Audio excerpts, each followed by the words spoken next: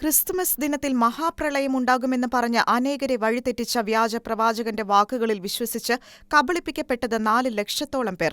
നിരവധി വ്യാജ പ്രവാചകന്മാർ പ്രത്യക്ഷപ്പെട്ട് അനേകരെ വഴിതെറ്റിക്കുമെന്ന പരിശുദ്ധ ബൈബിളിലെ പ്രവചനദൂത് നിറവേറ്റപ്പെട്ട നേർക്കാഴ്ചയ്ക്കാണ് ലോകം ഇക്കഴിഞ്ഞ ദിനങ്ങളിൽ സാക്ഷ്യം വഹിച്ചത്. ഘാനയിലെ നോഹ എന്ന അപരനാമത്തിൽ അറിയപ്പെട്ട എബു എനോക് എന്ന വ്യക്തിയാണ് അനേകരെ വഴിതെറ്റിക്കുന്ന പ്രബോധനങ്ങളുമായി രംഗത്ത് വന്നത്.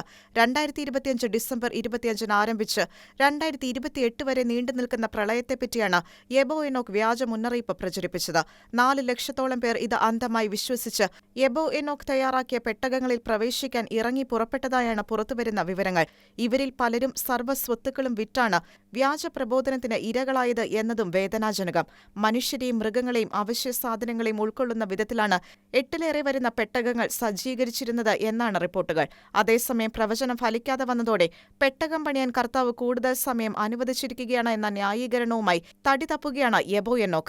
ക്രിസ്തുമസ് ദിനത്തിലെ വ്യാജ പ്രളയ മുന്നറിയിപ്പിനോട് പ്രതികരിച്ച് കൂട്ടമായി പെട്ടകത്തിലേക്ക് പലായനം ചെയ്യുന്ന മനുഷ്യരുടെ ദൃശ്യങ്ങൾ ഹൃദയഭേദകമാകുകയാണ്. ആസന്നമായ കർത്താവിന്റെ ദ്വിതീയ ആഗമനത്തിനായി ഒരുങ്ങേണ്ടത് പലയിടത്തും പൊട്ടിമുളയ്ക്കുന്ന വ്യാജ പ്രവാചകന്മാരുടെ അബദ്ധപ്രബോധനങ്ങൾ പിഞ്ചെന്നല്ല, മറിച്ച് കർത്താവ് നേരിട്ട് പറഞ്ഞിട്ടുള്ള നിത്യവചസ്സുകൾ പിഞ്ചെന്നുകൊണ്ടാകണം എന്ന് അടിവരയിടുന്നതാണ് ഘാനയിലെ പ്രസ്തുത സംഭവം.